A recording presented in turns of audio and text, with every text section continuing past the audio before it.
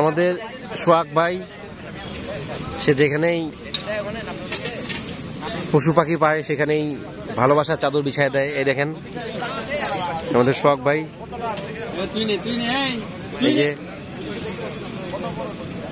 নিজের হাতে তাদেরকে খাওয়াচ্ছে।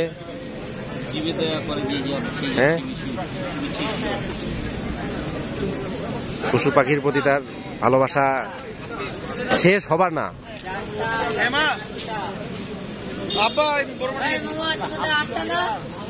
আপনারা এর আগেও দেখেছেন, এখনো দেখেন।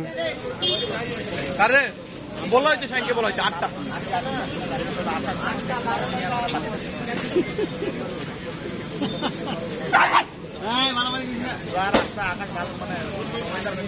আসলে আমরা যদি সবাই মিলে একটু করে পশু পাখিকে সবাই কিন্তু ওরা আর অনাহারে থাকে না। আসলে ওরা তো মানে গৃহপালিত প্রাণী, আর মানুষের উচ্ছিষ্ট খেয়ে ওরা বেঁচে থাকে। তো আমরা যদি সবাই যদি, আমরা তো অনেকে আমি দেখছি অনেক বন্ধু বান্ধব সিগারেট বিড়ি অনেক কিছু খায়। ওই 10 টাকা 20 টাকা দিয়ে একটা পেনশনের দাম নাকি 18-20 টাকা। আমি যদিও খাই না, দামটা জানি না। একটা গোল্লিপের দাম 10-15 টাকা।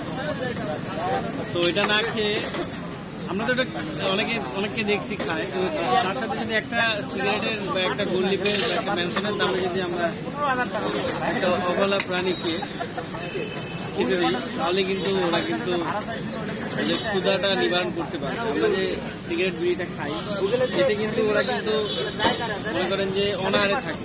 আর আমরা যে ধোঁয়াতে উড়াই দিই, সিগারেট যারা খাই তারা বুঝতে পারে এই ধোঁয়াটা উড়াই কিন্তু কোনো লাভ নাই, নিজের শরীরের ক্ষতি। কিন্তু এদেরকে যদি খেতে দিই আমরা, তাহলে কিন্তু অবশ্যই সৃষ্টিকর্তা আমাদেরকে অনেক দোয়া এবং ভালোবাসা।